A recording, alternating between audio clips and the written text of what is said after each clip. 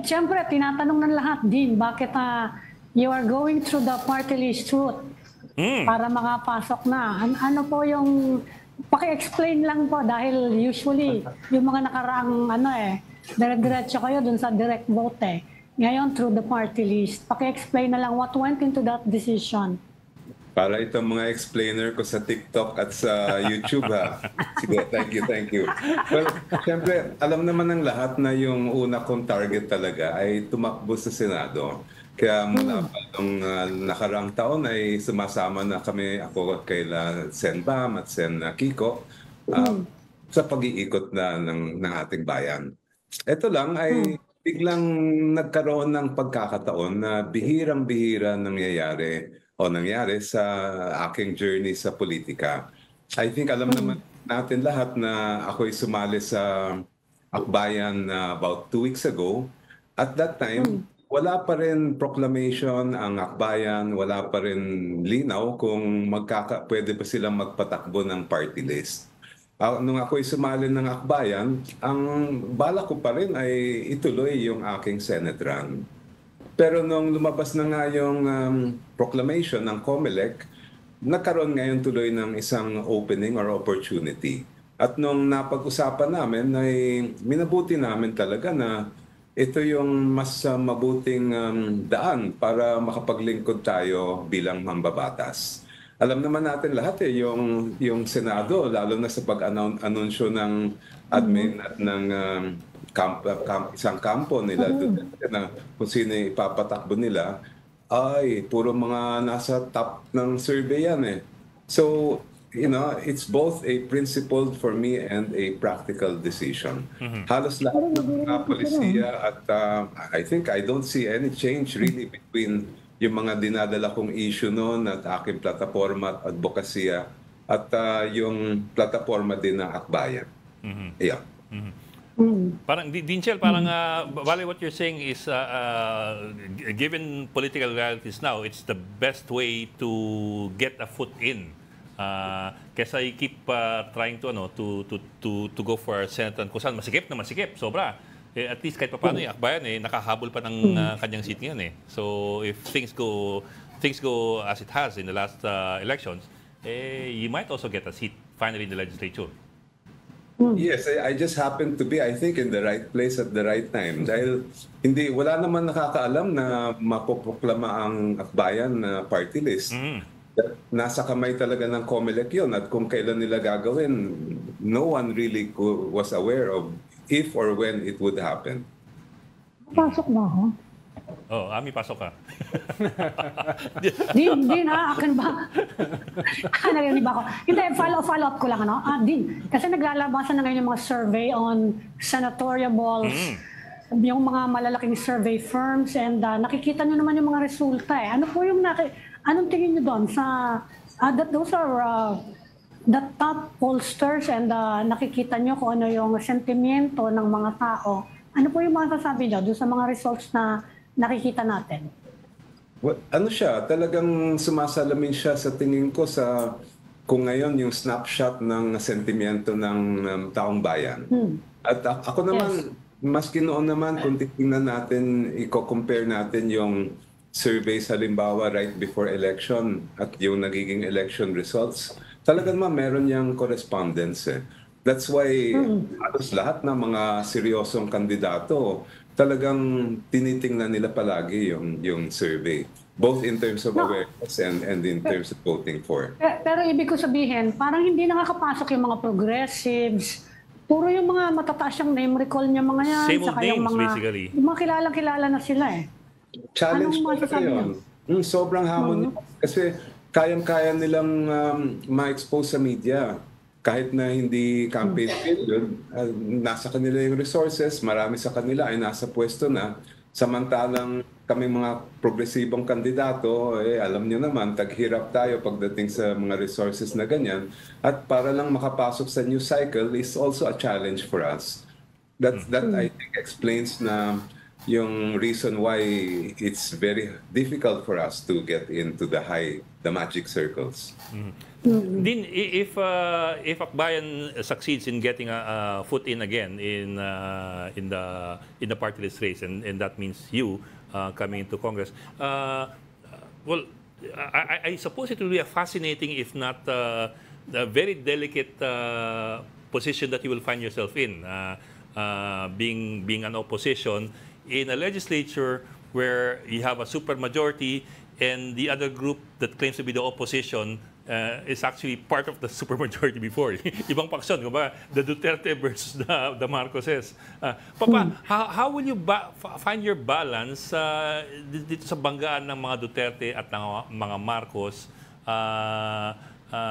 given the fact that one claims to be the real opposition now? May ganun The parang new sila na opposition. new opposition and they're the louder ones too. Marami siguro tayong makukuha ang leksyon at may bibigay na mga lessons na galing kay Senator Risa Ontiveros. Dahil ganun din siya eh. Yung sitwasyon niya ay walang pagkakaiba sa mga kandidatong makakapasok na mga progresibo sa lower house. Siyempre, magnified yon. Kasi doon 24 lang sila. Sa lower house, 300 more or less. But I think how to navigate, I will really have to get the help of veterans like elder members of Akbayan, including, of course, Senator Risa Ontiveros. Pero sir, when it comes to example, if it comes to that na magkaroon nga ng impeachment, of course this is all theoretical or hypothetical. If it comes to that magkaroon ng impeachment, it will be the Marcos Romualdez majority versus the Dutertes. How will you find yourself there? How will you navigate that? Knowing that you need to be critical of both, but at the same time, finding a position that is acceptable to your values. Exciting yan. At yun yung siguro sasabihin natin, magiging exciting part kung mangyari. Madali naman, it's easy for me to make those kinds of decisions dahil klaro naman sa akin yung aking prinsipyo at paniniwala. So kung may darating tayo sa sitwasyon na makokompromiso yon, I know how to make that decision. That's what I've been doing all my life kahit di pa ako pumasok sa politika.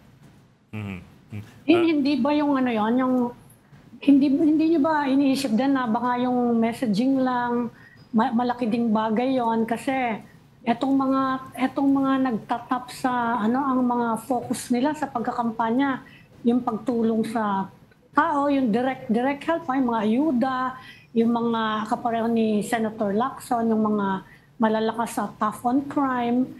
I mean, yung unlike yung sa progressive, siyempre, ang focus pa rin is corruption, good governance. Diba medyo parang hindi siya top of mind ngayon for the majority of voters sa tingin nyo? O ano lang yan? Nasanay na lang tayo na gano'n ang takbo ng mga botante natin? Malaking bagay talaga, Ami, yung messaging. And mas challenging pa nga sa tingin ko para sa mga progresibong kandidato.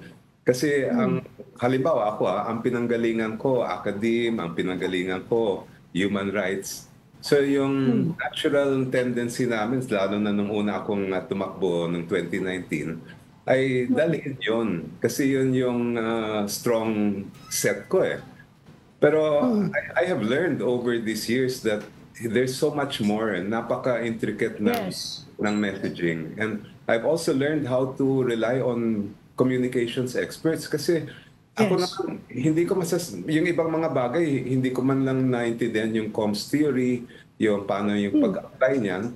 So I have had to really open up and listen to them and heed their advice.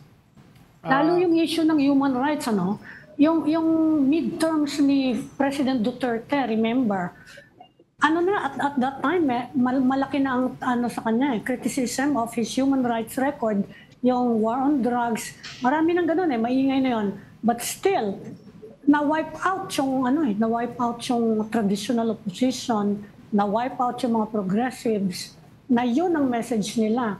How do you explain that? Hindi lang naman siguro, wala pa naman yung COVID, hindi pa naman yun ang main issue nun.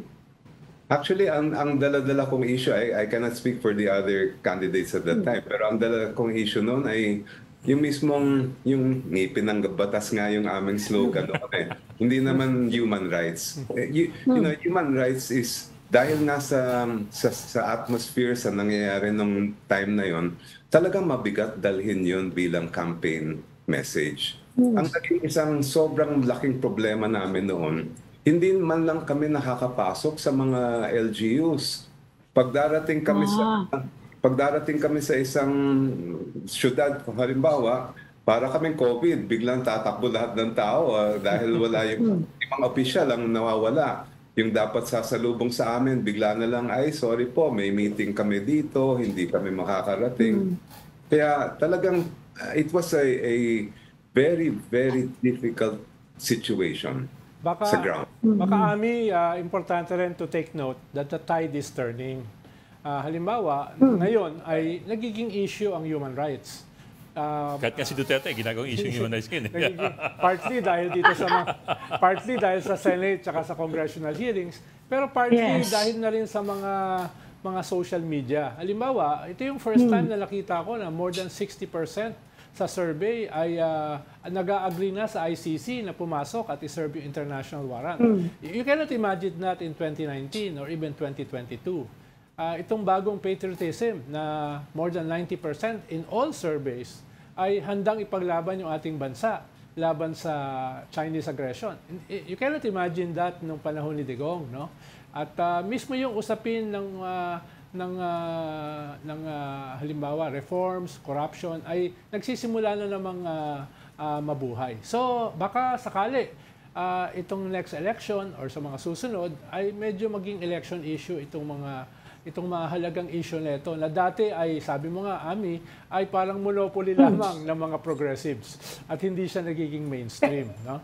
Pero Ronald, yung on the other hand, yung iba ang sabi nila yung ganyang sentimiento actually is part of the Duterte-Marcos rivalry. Yan ang sinasabi nila na nagiging, kasi anti-Duterte yung mga sentimentong yan na namamayani ngayon. What do you think of that na personality pa rin na nagda-drive ng mga issues actually? Could be. What about you, Dean? Yeah, could be, Ami. Pero halimbawa, yung nabanggit ni Dean, si Senator Risa Hontiveros, it's a combination of personality, yung personality niya, na halos nag-iisa lang siya sa Senado, at saka yung issues na dinadala niya. Nabuksan din kasi ito because of the Senate hearings. Yung kay Kibuloy, yung kay Alice Goo, di ba? Hindi naman ito nagsimula kay Marcos o kay Duterte. Nagsimula ito sa isang lone opposition senator. So, it's a balance. Katulad nga ng sabi mo kanina, it's a balance between progressive platforms and personalities. May isa pang phenomenon siguro, yung phenomenon na lahat halos ay nanonood sa mga hearing. Nagsimula yan sa hearings ni Sen. Risa na imbis, di ba, ang sabi nga ngayon hindi mo na kailangan manood ng telenovela. Sama lang yung manood ka ng Senate or Quadcom hearings at there's all the entertainment that you need. But you know, seriously, I think this is a great opportunity for progressive candidates. Kasi nga, nagbabayangan yung dalawang malaking higanting kampo na yan, ay andyan yung opening para makapasok ang mga progresibo at dalhin yung mga issue na talagang dala-dala naman namin. For example, kung 2019 hindi ko mabanggit yung human rights, ay ngayon, napakagandang issue yan. For example, nakikita ng lahat ng tao ngayon na hindi na disiplina ang pulis. Sa lumalabas sa Quadcom, sa Senado, walang accountability, walang disiplina.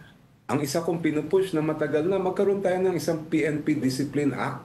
Ilabas natin sa PNP yung kapangyarihan magdisiplina sa kanila. Dapat lang. Kasi kung sila lang yan, ganun pa rin ang mangyayari. So many people, 20,322 Filipinos were killed in the war on drugs. First 17 months pa lang yon. And of that number, more or less 5,000 were killed by police officers during police operations. Nasaan ang pananagutan doon? Nasaan yung pagka-disiplina sa kanila? Halos walang nangyari. Kaya ngayon lumalabas sa Quadcom especially na, uy, ganito pala ang patakaran sa loob. Pag inutos ka, kahit na alam mong lalabag sa batas, kailangan mong gagawin. Pwede ba yon na yung pulis natin ay ganun-ganun na lang? Sinong tatamaan? Ordinaryong tao pa rin. At din, yung mga testigo ngayon ay hindi mga karaniwang testigo. Ito yung poster boys and girls ng Tokhang. 'Di ba? Ito yung nag-implement, namumuno. Ito ay galing sa inner circles na dati hindi natin alam na ganun pala yung ginagawa nila. Dean, there are those who say na in the last 2 years, the progressives have found a little bit more, that they have a little bit more in common in terms of policies with the Marcos administration than with the Duterte administration. Of course, not all. There are, of course, many significant differences. Pero there's kahit pa paano some comfort level in dealing with the Marcos administration versus the Duterte administration. I'm wondering lang from your end, how do you intend to navigate that fine line? Kasi, of course, the Marcoses, at least this administration, while there are some policies that many would agree with, there are still accountabilities that have not yet been raised and have not yet been resolved as far as the Marcoses are concerned. So how will you navigate that thin line? Sa tingin ko, issue-based naman ng mga progresibong kandidato. So depende sa issue, kung yung posisyon namin ay katumbas din sa posisyon ng administrasyon, okay lang yun. It really won't affect us. At the same time, kung yung issue na yun ay sasakyan naman ng kabilang kampo, okay rin naman sa amin kasi principled naman yung pagtatayo namin at pagtitindig. And of course, navigating the corridors of power ay ibang usapan yon. Kailangan marunong ka magdiskarte. Dapat medyo sensitive tayo sa mga yung mga relasyon sa loob ng Kongreso.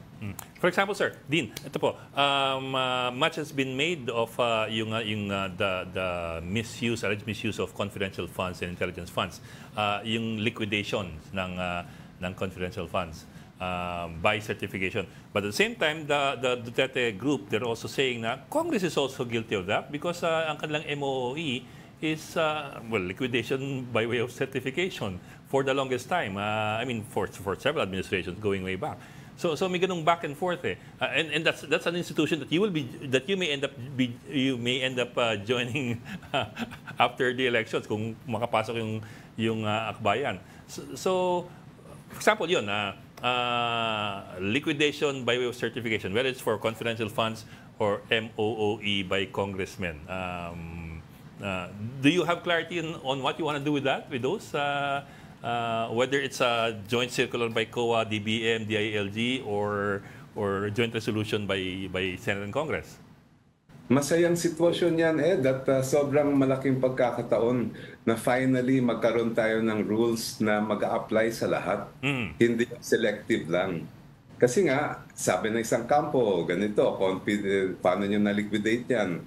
Yung confi funds nyo. Sabi naman ng kabila, kayo rin. Sige, lahat.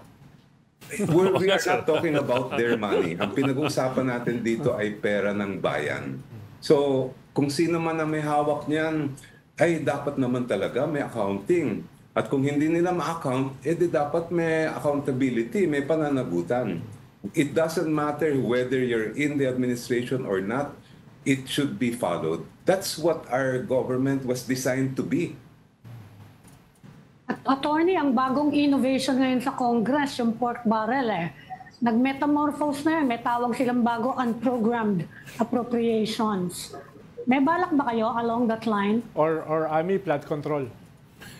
Nako. Hindi, matagal na yung flood control Yung bago ngayon, yung unprogrammed appropriations, kasi binawal na ng Supreme Court ang pork barrel, di ba? Yung mga yung ganyang style na funding. Pero ngayon, yan ang bagong na-invento, unprogrammed appropriations, at kinukuha nila yung PhilHealth nating pondo para among others, para mapondohan yan. May balak ba kayo in connection with this controversy? Yes, nakaka-frustrate. Parang hindi natin mapigil-pigilan ang pork barrel. Nung una, di ba, may Supreme Court decision na, naghanap sila ng ibang paraan. Hanggang ngayon, ang gagaling nila makaisip ng iba't ibang paraan. Kaya kailangan mapagbantay ang mga progresibong nasa loob ng Kongreso at Senado. Hindi pwedeng pabayaan yan kasi pag pinalusot natin yan, yun yung pinakapuso't kaluluwa ng patronage politics eh. Kaya rin natin hindi magawang mas needs-based yung pangangailangan ng tao, yung nagiging core ng pagbibigay ng serbisyo. Hindi patronage pa rin dahil dyan sa mga pork barrel na yan. Actually, Dean, may dagdag ako dyan eh. Kasi may kausap akong taga-DSWD, aalis lang yung DSWD. Ang sabi niya, the new pork barrel now is the ayuda. Yes. Sangkatera ba ngayon ng ayuda program sa... Yung AICS. AICS. Ini-implement ng DSWD, ng DOH, and so on down the line. Although sila may hawak ng pera, pero pagdating sa entablado, yung mga nag-aabot ng cheque ay mga politiko. At pagtatalumpate, papalakpakan at picture taking. So, yung cheque, usually makikita mo eh. Kasi kinocover namin eh. Dumadaan from DSWD, dadaan muna sa congressman o senador at saka iaabot doon sa beneficiary. At hindi tinatago. Hindi picture tinatago, lantaran. May photo up eh. At ang lalabas sa mga actually I looked it up eh. Lumabas sa mga LGU websites, lumabas sa mga local newspapers, pati mga press release ng mga legislators na namigay sila ng AIX, ng tupad, gano'n. Although hindi kanila dapat yun. Although hindi kanila yun. Bawal dapat na politician na nagbibigay. It should be DSWD. But sabi nga ng taga-DSWD, it's the new pork barrel now. Ganun lang. Kung malapit ka sa if you're near the trough, you get to dispense the water. Kaya lang, Dean, medyo mahirap-hirap paano bang lalabanan niya, lalo ngayong kampanya. Hindi ba? Ako, ngayong kampanya, mas lalo po nga nilang binubuhos yan. Umikot ka ngayon, nakakarinig na ako ng napakaraming mga ganyan na, oy, si ganito, nagbibigay na ng ganyan. And as we approach and get closer to the elections, I anticipate that it will get worse. Of course, this is all before the official campaign period dahil pagdating ng official campaign period, kahit sila hindi nila magagawa yan. Ilang observation lang, Dean, bago namin kayo pakawalan. Kanina kasi pinag-uusapan namin ni Ed yung party list system itself, no? Na mula nung nagkampanya kami nung 95 to 97 at nagkaroon ng unang party list law, parang ang laki na ng pagbabago. Ang pinagdidebatehan namin kanina, pinag-uusapan namin, ito ba ay judicial legislation? Ito ba yung ano ba yung conflict between the original essence ng constitutional provision, yung batas at yung actual party list ngayon, no, na parang nawala na. As interpreted by the Supreme Court in 2013. Naubos na yung tunay ng mga marginalized parties, no. Yun yung isa naming kinukuha, no, pinagtatalunan. Pero bago mo sagutin, ay gusto ko ring banggitin Ed, Ami, dahil ayoko naman magbuhat ng sariling bangko. Dahil yung partido ni Dean, ito kasi meron silang napanalo na incumbent congressman. Yung incumbent congressman willing mag-step back para si Dean ay makapasok as number 1 nominee at siya ay number 2 nominee. Hindi ito nangyayari sa ibang party list, ha? Nangyayari sa ibang party list, agawan ng number 1 position. No? Wala, just to emphasize lang na medyo iba yung grupo ni... Mag-disclosure ka na yung Bocarama. Michelle, na medyo... Mag-disclosure ka na. Medyo na-associate din ako ng konti. Konti lang, no? Pero yun, balikan ko lang din yung na-issue na yun, yung party list system itself. Sabihin ko lang na on that point na talagang lodi ako sa lahat ng mga nasa akbayan, lalo na si Caperty. At kitang-kita ko naman even before and especially now na member rin ako ng akbayan na napaka-disiplinado, talagang eyes all on the target. It's not about me, it's about our organization. And that's really what makes me so happy that I made that decision. Doon sa inyong tanong, you know, may isang ginagawa yung ibang mga bansa, yung mga legislature ng ibang bansa na hindi natin ginagawa dito. Talaga naman magkakaroon ng questions yung ibang laws, no? Pag challenge sa court, minsan sasabihin ng Supreme Court, unconstitutional, o kaya may portion na unconstitutional, o kaya sa pag-interpret nila, naiiba ngayon yung direksyon ng batas. But Congress has the power to amend so that they can now address yung sinabi ng Supreme Court. Yung sanang iniintay ko nung pagkatapos lumabas yung decision ng Supreme Court noong 2013 ay dapat binalikan ng Congress yan. O sige, ito ang intensyon namin batay sa konstitusyon. Ang party list ay para sa mga sektor, dapat bigyan ng boses ang iba't ibang sektor ng ating lipunan. Ito ang naging interpretasyon ng Supreme Court. Ay, igagalang natin yan, rerespetuhin natin yan.